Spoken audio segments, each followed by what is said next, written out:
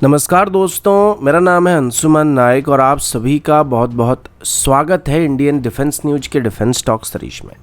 जहां पर हम रोज नए नए डिफेंस अपडेट्स के बारे में बात करते हैं। तो चलिए देर न करते हुए आज की वीडियो शुरू करते हैं।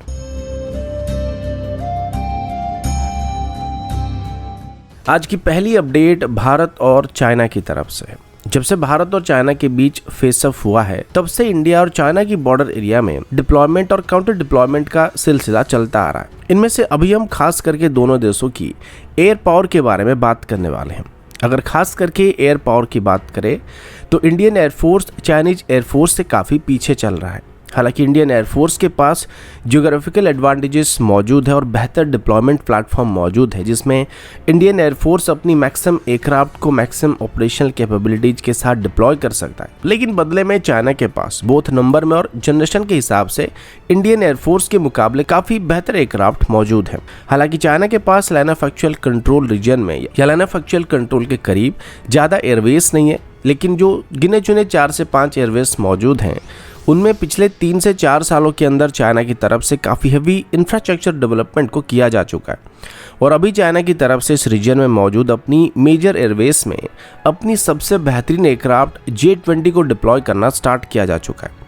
रिसेंट सैटेलाइट इमेज के मुताबिक चाइना की तरफ से अभी अपनी सिगस्त एयरवेज में 6 J-20 एयरक्राफ्ट को डिप्लॉय किया गया। इसके साथ चाइना की तरफ से J-10 और अपनी KJ-500 सीरीज की अवेक्स को भी इसी रीजन में डिप्लॉय किया गया है। अब इनको काउंटर करने के लिए अभी हमारे पास जो सबसे एडवांस एयरक्राफ्ट है वो रफाल है और प्रॉब्लम ये कि हमारे पास बस 36 रफाल मौजूद हैं, जिनको हम ईस्ट और वेस्ट साइड में डिवाइड करके डिप्लॉय कर रहे हैं और बदले में चाइना के पास अभी 250 से ज़्यादा J-20 मौजूद है, जिनको ज़रूरत पड़ने पर आराम से चाइना यहाँ पर 100 के आसपास J-20 को अपनी वेस्टर्न साइड में डिप्लॉय कर सकता है। इसके अलावा चाइना चाहे तो J-10 को भी बड़ी मात्रा में डिप्लॉय कर सकता है और J-10 को सेफली काउंटर करना रफाल के अलावा किसी और के लिए काफ़ी खतरनाक हो सकता है। और जब तक सुखोई में अस्त्र मार्क 2 जैसे मिसाइल इंटीग्रेट नहीं होता है और इनको सुपर सुखोई स्टैंडर्ड में अपग्रेड नहीं किया जाता है, तब तक ये चाइना के साथ होने वाली कोई भी लड़ाई में हमारे लिए एयर सुपेरियरिटी को मेंटेन करने में सक्षम नहीं होने वाले। तो फिलहाल हमारे पास बस एक ही एयरक्राफ्ट है जो कि J-20 और J-10 का सामना कर सकता है। लेकिन प्रॉब्लम ये है कि हमारे रफाल दुश्मन के एयरक्राफ्ट्स के मुकाबले काफ़ी कम है, जो कि फुल स्केल की लड़ाई में अकेले पड़ सकते हैं। और भले ही रफाल अपने सेगमेंट में सबसे बेहतरीन एयरक्राफ्ट है, लेकिन किसी भी 4.5 जनरेशन एयरक्राफ्ट को अगर हम किसी 5th जनरेशन फाइटर के साथ हेड ऑन लड़ाई करने के लिए भेजते हैं तो हम कहीं ना कहीं उसको अपनी लिमिट से ज़्यादा पुश करने की कोशिश कर रहे होते हैं। और ख़ास करके जब हमारे पास ये लिमिटेड नंबर में मौजूद हो तो ये ज़्यादा समय तक सस्टेन नहीं कर सकते हैं,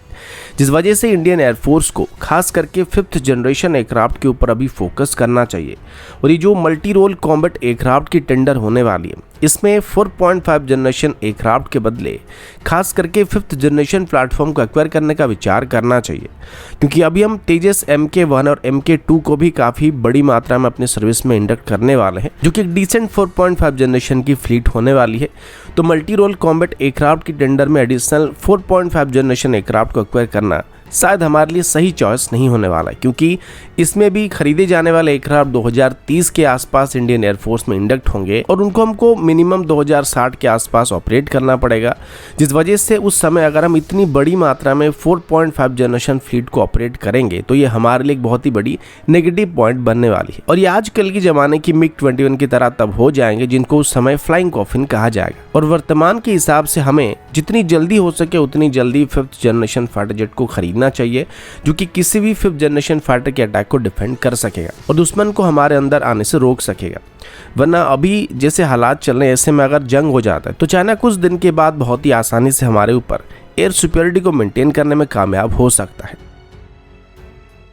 अगला अपडेट भी इंडियन एयरफोर्स की तरफ से है और अभी हम एमका के बारे में बात करने वाले हैं। हमारी प्रीवियस अपडेट से आपको पता चल चुका होगा कि हमें अभी एमका जैसी कोई 5th जनरेशन फाइटर जेट की कितनी ज़्यादा ज़रूरत है और इसको जल्दी ही डेवलप करना हमारे लिए किस वजह से ज़रूरी होने वाला है। अभी इसी को लेके HAL की तरफ से एक अच्छी खबर सामने आई है। HAL के चेयरमैन की तरफ से बात बताया गया कि एमका की डेवलपमेंट में अभी एक बहुत ही बड़ी अचीवमेंट को हासिल किया गया है। एचएएल की तरफ से दिए गए स्टेटमेंट के मुताबिक अभी एमका की स्टेल्थ डिजाइन पूरी तरीके से कंप्लीट हो चुका है। स्टेल्थ डिजाइन से हम बस इसकी आउटर स्ट्रक्चर की बात नहीं कर रहे हैं। एक स्टेल्थ एयरक्राफ्ट को स्टेल्थीनेस को मेंटेन करने के लिए इसकी आउटर बॉडी के साथ साथ इसकी इंटरनल स्ट्रक्चर का भी सही होना काफी जरूरी होता है। खास करके इसकी इंटरनल वेपन स्टेशन का सही होना काफी जरूरी होता है, क्योंकि स्टेल्थ मोड में जब भी किसी भी 5th जनरेशन फाइटर जेट को ऑपरेट करना होता है तो इसमें हम कोई भी एक्सटर्नल पायलॉन का इस्तेमाल नहीं कर सकते। अब एमका के लिए जो इंटरनल वेपन स्टेशन को डेवलप किया गया था, इसमें हम 1.5 टन तक की पेलोड को कैरी कर सकते हैं। अब हालांकि एमका एक 25 टन क्लास का एयरक्राफ्ट है, लेकिन एचएएल के मुताबिक जब इसको स्टेल्थ मोड में इस्तेमाल किया जाएगा, ऑपरेट किया जाएगा, तो ये एक 20 टन क्लास का एयरक्राफ्ट होने वाला है, क्योंकि स्टेल्थ मोड में फुल फ्यूल और वेपन लोडआउट के साथ इसका maximum take off weight 20 ton तक की होने वाली है। अगर हम इसको नॉन स्टेल्थ मिशन में इस्तेमाल करते हैं और इसकी आउटर पायलॉन में मिसाइल और बाकी ऑर्डिनेंस को ऐड करते हैं तो ये एडिशनल 5 टन तक की पेलोड को कैरी कर सकता है। लेकिन स्टेल्थ मोड में एमका बस 20 टन क्लास का फाइटर होने वाला है। अगर हम इसको F-35 के साथ कंपेयर करें तो F-35 एमका के मुकाबले काफी ज्यादा पेलोड को कैरी कर सकता है। F-35 इंटरनली लगभग 2.6 टन तक की पेलोड को कैरी कर सकता है, जो कि एमका से लगभग 1 टन ज्यादा होने वाला है। इसके अलावा F-35 लगभग 6800 केजी तक की एक्सटर्नल पेलोड को भी कैरी कर सकता है, जबकि एमका बस 5000 केजी तक की एक्सटर्नल पेलोड को कैरी कर पाएगा। अगला अपडेट Su-30 MKI एयरक्राफ्ट की तरफ से है, जो कि वर्तमान इंडियन एयरफोर्स का बैकबोन एयरक्राफ्ट है। अभी इनमें से लगभग 150 सुखोई को सुपर सुखोई स्टैंडर्ड में अपग्रेड करने का फैसला किया गया है, जिनमें एयरक्राफ्ट को कम्प्लीटली मॉडर्न सिस्टम से इक्विप किया जाएगा। इस बीच इंडियन एयरफोर्स की तरफ से बात बताया गया कि वो अभी अपनी लगभग 120 सुखोई के इंजन्स को नए इंजन से रिप्लेस करने वाले हैं। लेकिन ये जो सुखोई होने वाले हैं, इनमें से मैक्सिमम सुपर सुखोई स्टैंड में अपग्रेड नहीं किए जाएंगे, क्योंकि ये वो एयरक्राफ्ट होने वाले जिनको सबसे पहले इंडियन एयरफोर्स में इंडक्ट किया गया था और अभी इनको काफ़ी इस्तेमाल किया चुका है। और इंडियन एयरफोर्स के मुताबिक इन एयरक्राफ्ट की जो इंजन है वो अभी अपनी टेक्निकल लाइफ को कंप्लीट करने वाली है, जिस वजह से अभी इनको रिप्लेस करने की जरूरत पड़ने वाली है। वैसे सुखोई स्टैंडर्ड की किसी भी एयरक्राफ्ट की बात करें तो इनको अपनी पूरी सर्विस लाइफ के दौरान मिनिमम 3 से 4 बार अपनी इंजन को बदलने की जरूरत पड़ जाती है। और अभी इंडियन एयरफोर्स के मुताबिक हमारे लगभग 120 सुखोई के इंजन को बदलने का समय आ चुका है। इसके लिए अभी एचएएल को 240 नए AL-31FP इंजन को सप्लाई करने के लिए कहा जाने वाला है, जिनको पूरी तरीके से भारत में ही बनाया जाने वाला है। वैसे काफी पहले से एचएएल की तरफ से टीओडी के साथ MiG-29 में इस्तेमाल होने वाली RD-33 सीरीज की इंजन को और सुखोई में इस्तेमाल होने वाली AL-31 सीरीज की इंजन को भारत में ही बनाया जा रहा है। इंडियन एयरफोर्स का कहना है कि ये नए इंजन हमारी सुखोई फ्लीट के लिए काफ़ी ज़रूरी होने वाले, क्योंकि अब ये जो इंजन एचएएल की तरफ से सप्लाई किया जाएगा, इसमें पहले के इंजन के मुकाबले काफ़ी ज़्यादा इंडिजिनस सिस्टम का इस्तेमाल किया जा रहा है और साथ ही इनको इम्प्रूव भी किया गया और इससे हमारी सुखोई की डाउन टाइम काफ़ी कम होने वाली है, यानी कि एक सॉर्टी के बाद जल्दी इसको दूसरी सॉर्टी के लिए तैयार किया जा सकेगा।